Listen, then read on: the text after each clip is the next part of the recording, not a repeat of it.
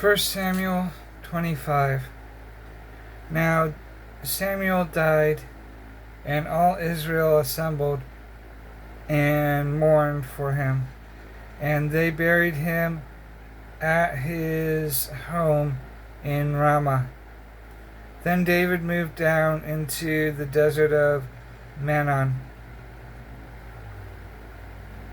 A certain man in Maon who had property there at Carmel was very wealthy. He had 1,000 goats and 3,000 sheep, which he was sharing in Carmel.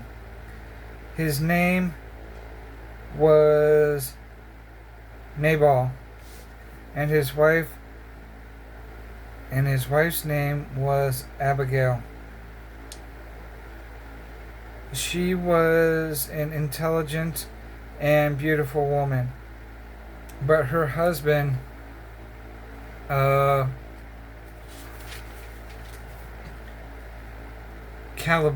Calebite was surly and mean in his dealings.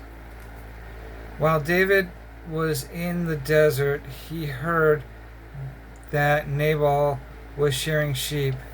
So he sent 10 young men and said to them, "Go out to Nabal at Carmel and greet him in my name. Say to him, 'Long life to you, good health to you and your household, and good health to all that is yours.' Now I hear that it is sheep shearing time. When your shepherds were with you, we did not mistreat them, and the whole time they were at Carmel, nothing of theirs was missing. Ask your own servants, and they will tell you. Therefore be favorable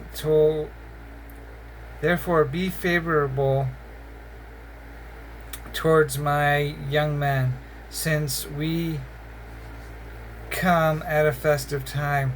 Please give your servants and your son David whatever you can find for them." When David's men arrived, they gave Nabal this message in David's name. Then they waited. Nabal answered David's servants, "Who is this David? Who is this son of Jesse?" Now many servants are breaking away from their masters these days. Why should I take my bread and water and feed and the meat I have slaughtered for my shearers and give it to these men coming from who knows where?" David's men turned around and went back. When they arrived, they reported every word. David said to his men, "Put on your swords."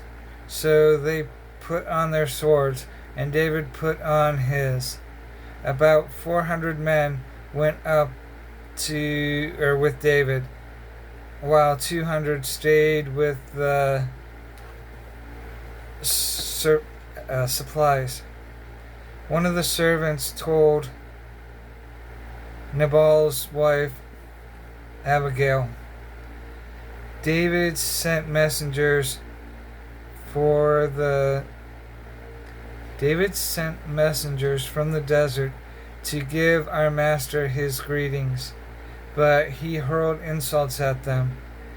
Yet these men were very good to us. They did not mistreat us, and the whole time they were with they were out in the fields.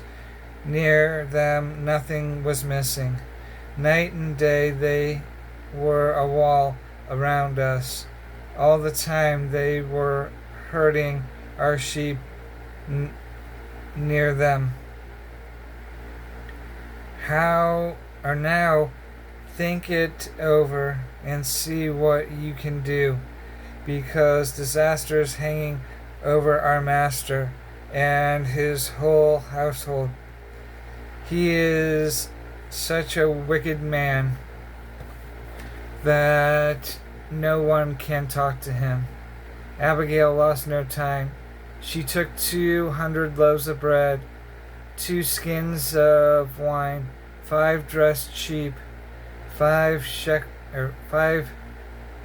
seahs of roasted grain, 100 cakes of raisins, and 200 cakes of pressed fig, and loaded them on donkeys. Then she told her servant, "Go on ahead, I'll follow you." But she did not tell her husband Nabal. As she came riding her donkey into the mountain ravine, there were David and his men descending toward her, and she met them. David had just said, "It's been useless, all my watching over this fellow's property in the desert, so that nothing of his was missing. He has paid me back evil for good. May God deal with David, be it ever so severe, if by morning I leave alive one male of all who belong to him." When Abigail saw David, she quickly got off her donkey and bowed down before him with her head to the ground.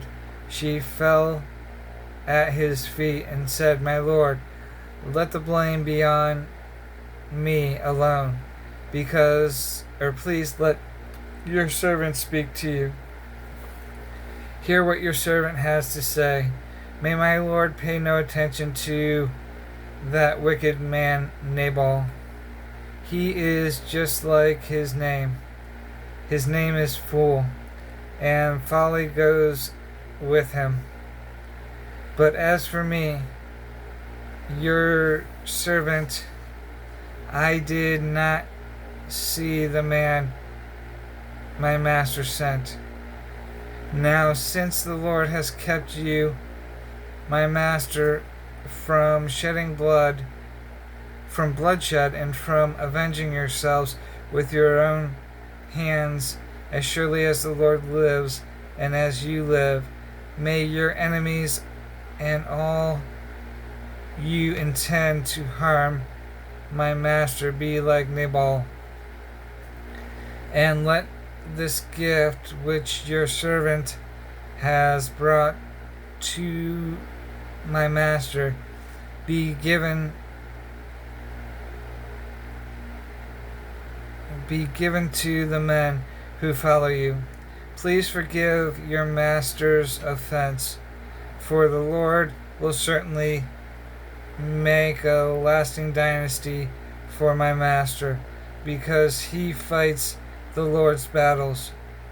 Let no wrong doing be found in you as long as you live. Even though someone is pursuing you to take your life, the life of my master will be bound securely in the bundle of the living by the Lord your God. But the lives of your enemies he will hurl away as from the pocket of a sling. When the Lord has done for my master every good thing he promised concerning him, and has appointed him leader over Israel, my master will not have on his conscience the staggering burden of needless bloodshed, or of having avenged himself. And when the Lord has brought my master success, remember your servant. David said to Abigail, Praise be to the Lord, the God of Israel, who has sent you today to meet me. May you be blessed for your good judgment and for keeping me from bloodshed this day, and for avenging myself with my own hands. Otherwise, as surely as the Lord, the God of Israel, lives, who has kept me from harming you, if you had not come quickly to meet me, not one male belonging to Nabal would have been left alive by daybreak. Then David accepted from her hand what she had brought him, and said, Go home in peace. I have heard your words and granted your request. When Abigail went to Nabal, he was in the house holding a banquet like that of a king. He was in high spirits and very drunk. So she told him nothing until daybreak. Then in the morning, when Nabal was sober, his wife told him all these things, and his heart failed him, and he became like a stone. About 10 days later, the Lord struck Nabal, and he died. When David heard that Nabal was dead, he said, Praise be to the Lord, who has upheld my cause against Nabal, who treated me with contempt. He has kept his servant from doing wrong, and has brought Nabal's wrongdoing down on his own head. When David sent word to Abigail asking her to become his wife,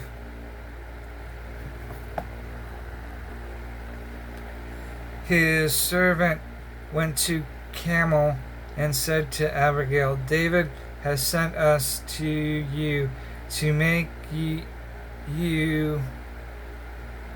take you to become his wife. She bowed down with her face to the ground and said, Here is your maidservant ready to serve and wash the feet of my master's servants.